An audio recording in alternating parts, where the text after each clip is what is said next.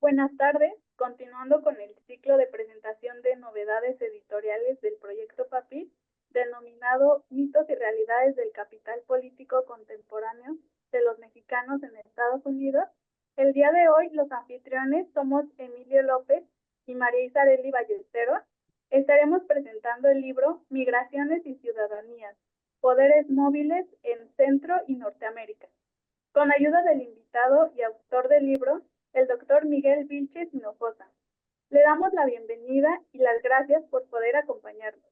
Y para dar inicio a la entrevista, quisiera que nuestro invitado se presentara brevemente exponiéndonos su trayectoria y sus principales líneas de investigación. Adelante.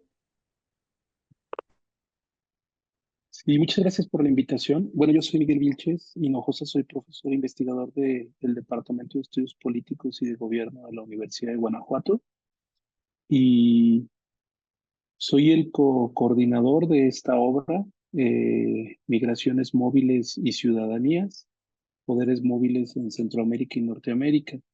Este libro es fruto es una serie de eh, actividades que hemos tenido, un grupo de profesores y profesoras de diferentes universidades públicas de México, y también invitamos a otros profesores de otras partes del mundo.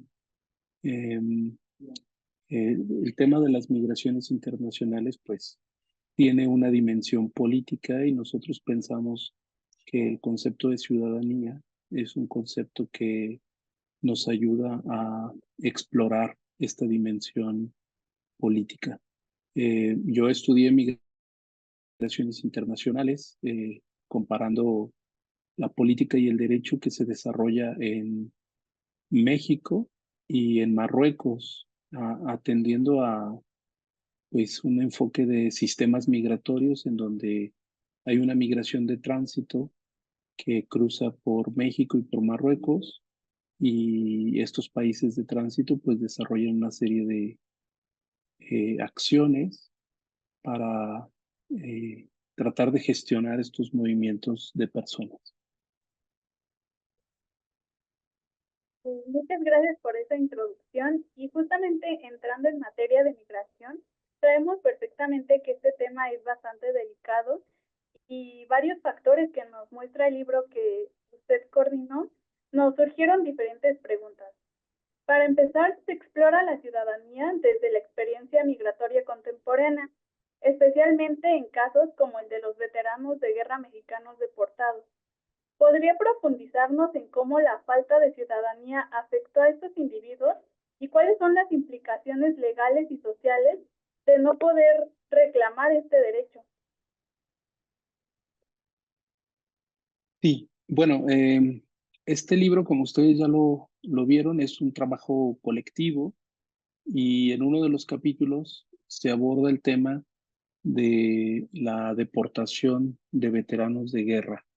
Y en este tema en particular, vemos cómo la ciudadanía se ve afectada, principalmente pues en el campo de los mexicanos que viven en Estados Unidos, eh, cómo es que ellos han estado pues intentando acceder a la ciudadanía, eh, pues participando en las Fuerzas Armadas de Estados Unidos por muchos años, ¿verdad? Y nosotros en este capítulo, Luis Rodolfo Morán y yo, trabajamos una idea de una ciudadanía fracturada por la deportación. Eh, Son la mayoría de ellos hombres, veteranos, es decir, ya eh, han tenido un desarrollo en las Fuerzas Armadas, y han sido deportados, pues afectando toda su vida, incluso su identidad. Ustedes deben de pensar en un militar, cómo es que su identidad de haber luchado, de haber peleado por una nación, le otorga pues una afiliación patriótica, en este caso a Estados Unidos. Y cuando lo deportan y le dicen tú no eres ciudadano estadounidense, tú eres mexicano, pues hay una serie de consecuencias para estas personas porque ellos no se sienten mexicanos, han peleado guerras, han estado en las Fuerzas Armadas defendiendo a Estados Unidos y pues el retorno forzado, la deportación que ocurre por diferentes delitos, pues afecta su manera de estar en México, de donde tienen un documento, pero realmente el documento no se corresponde a su identidad. Aquí nosotros hicimos un análisis de una serie de entrevistas que están en el portal de Humanizando la Deportación, que les invito a todos a consultarlo, y nosotros seleccionamos eh, pues unas 2 decenas de entrevistas y de esas entrevistas seleccionamos algunas para analizarlas y lo que presentamos en ese capítulo pues es ese análisis de cómo la ciudadanía formal no se corresponde con la identidad y con los actos de una persona, en este caso los deportados de guerra. Sí, justamente en este contexto de globalización, pues la idea de ciudadanía se ha ido transformando y también incluso la idea de pertenencia. Entonces nos surge la duda de cómo aborda su libro las nuevas formas de ciudadanía emergentes en el contexto global y qué impacto tienen en estas formas de pertenencia en las comunidades, por ejemplo, de origen o de destino de los migrantes. Sí, bueno, el debate sobre la ciudadanía contemporánea es un debate abierto. Eh, la construcción del concepto de ciudadanía formal pues es insuficiente, ¿verdad? No podemos pensar que este concepto de ser ciudadano por haber nacido en un país y tener 18 años y un modo honesto de vivir es suficiente y que esto nos da derechos y obligaciones, porque en el contexto actual de la globalización, pues la ciudadanía está cambiando. Las personas se mueven y se mueven también las ciudadanías. Entonces nosotros hablamos de ciudadanía migrante como un nuevo concepto.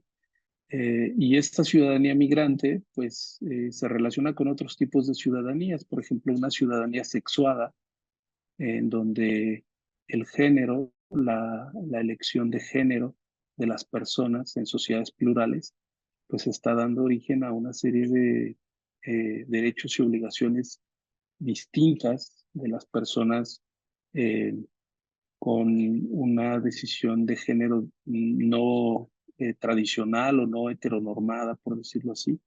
Y también, pues, una ciudadanía pluricultural, porque las personas indígenas, por ejemplo, en el libro se analiza por parte de Brenda Paola Duarte los efectos de la migración de Estados Unidos en las comunidades ñañú de Hidalgo. Y pues ahí también vemos que si perteneces a una comunidad indígena y tienes un proceso migratorio, no se afecta solamente en términos de la identidad mexicana, sino también en términos de una identidad indígena. Entonces ahí hay una serie de problemáticas. ¿Y cómo lo abordamos en el libro? Pues como una agenda de investigación, es decir, eh, no hay una única manera de abordar estas problemáticas, sino que debe ser una problemática interdisciplinaria y donde pues se atiendan muchas de las variables y retos que representa. De acuerdo, doctor. Yo voy a continuar con las siguientes preguntas. La siguiente pregunta que nos surge es que, bueno, en la situación de los jóvenes migrantes indocumentados, estos han jugado un papel crucial en la lucha contra políticas antimigratorias en los Estados Unidos. La pregunta sería, ¿Cómo documenta el libro la participación de estos jóvenes en el espectro político estadounidense y su impacto en la lucha contra en contra de leyes como la Sensenbrenner? Sí, eh, bueno, en el libro hay específicamente dos capítulos que tratan el tema de los jóvenes migrantes. En particular está el trabajo de el movimiento Dreamer, eh, un movimiento de jóvenes llevados en la infancia a Estados Unidos y específicamente en la era Trump en Arizona, pues se habla de unas subjetividades y una conciencia política, ¿verdad? Y una lucha que se articula lado, en favor de derechos de estos jóvenes. La doctora María José Enríquez Cabral, ella tiene ahí una trayectoria investigando a estos jóvenes y bueno, estamos hablando de acciones colectivas de resistencia en búsqueda de sus derechos. Eh, los jóvenes van a ser particularmente activos en el tema de los derechos migratorios entre Estados Unidos y México. En el libro también se presenta el reto de comprender a las juventudes mexicanas residiendo en Estados Unidos. Eh, los jóvenes mexicanos votan de manera transnacional y bueno, se analiza la participación que tienen estos jóvenes para elegir presidente en México desde el extranjero en el 2006, en el 2012 y en el 2018.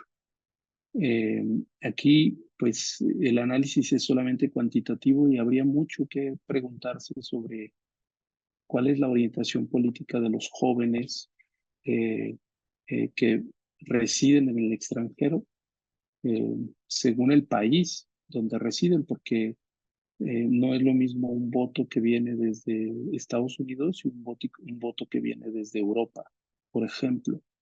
Entonces, aunque la gran mayoría de los votos vienen de Estados Unidos, también hay votos que vienen de los países europeos. Y pues ahí hay un reto para comprender estas juventudes migrantes.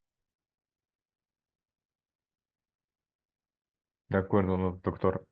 La siguiente, bueno, con respecto a lo que usted ha dicho, también hemos encontrado que, bueno, en el sistema migratorio en Centro y Sudamérica está influido por una compleja interacción de factores económicos, históricos, culturales y sociopolíticos. La pregunta que surge es, ¿podría explicar cómo su libro examina estas variables y de qué manera contribuyen a la vulneración de derechos, el desplazamiento forzado y las condiciones de vida precarias de diversas poblaciones?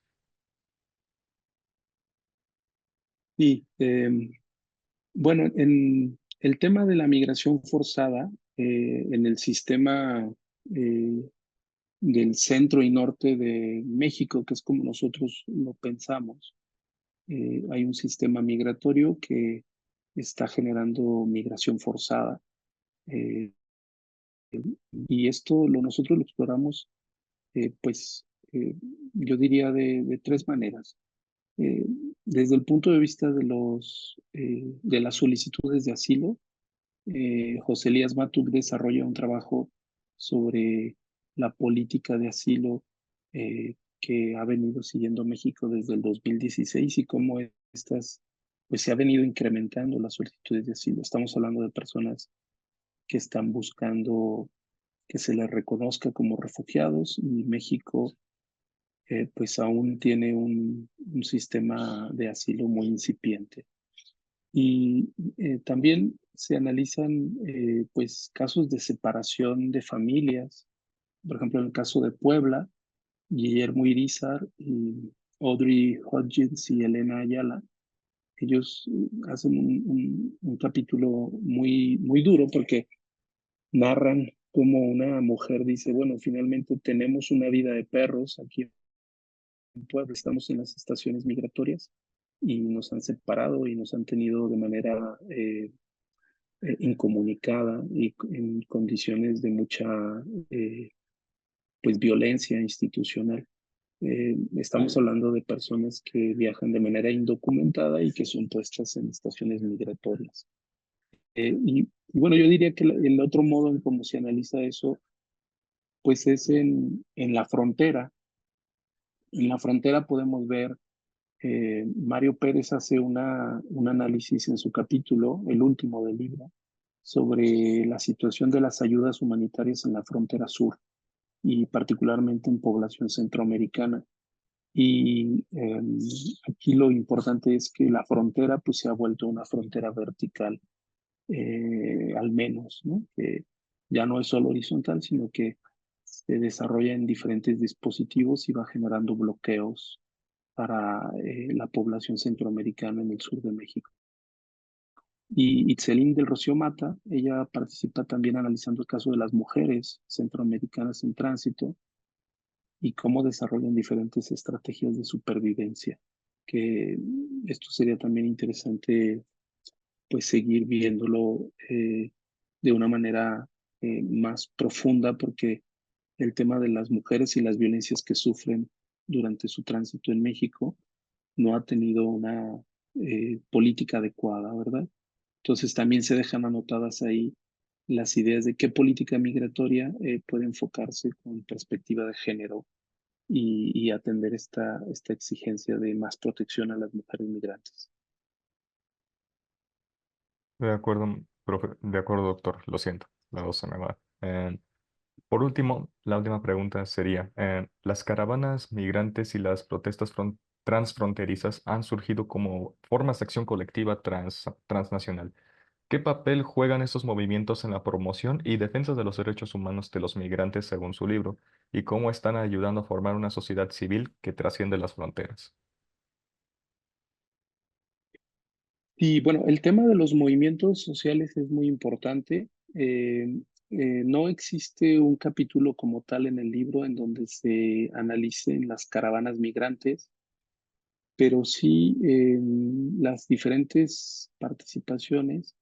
eh, Hay esta idea de cómo la construcción de la categoría migrante, pues parece que define a los no ciudadanos, ¿no?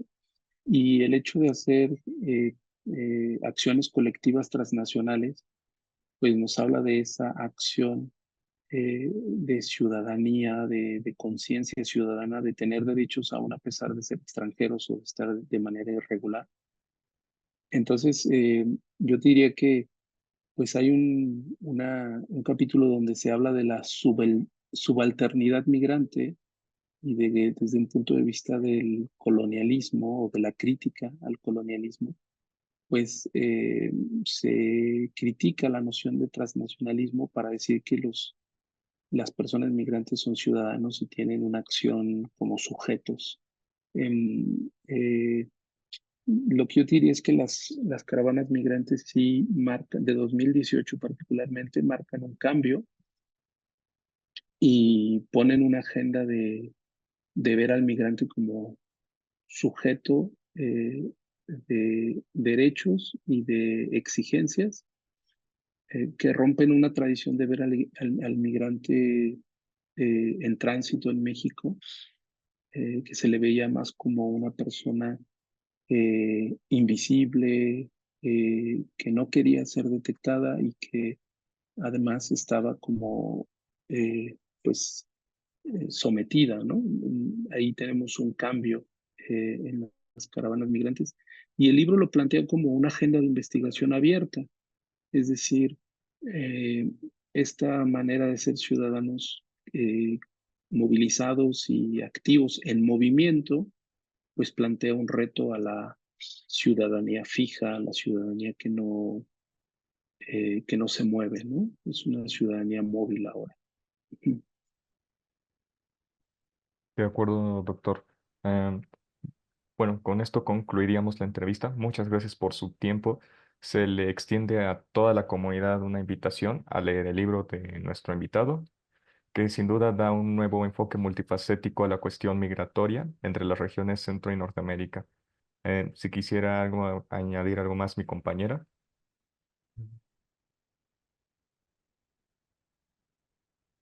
Me gustaría también agradecerle al doctor por su tiempo y pues una cordial invitación a que sigan este ciclo de conferencias de presentación de libros que va a seguir. Y, y pues doctor, muchas gracias. Cuando esté editado el video de la entrevista, le mandamos el link para que lo pueda ver completo. Y pues creo que eso sería todo. Gracias a ustedes, Emilio y María Isareli. Em, Simplemente recomendarles el libro también por una serie de contribuciones adicionales que están en el libro. Por ejemplo, el prólogo lo ha escrito el doctor Jorge Durán, en donde él pues hace una reflexión sobre los cambios que ha tenido el enfoque del estudio de la migración.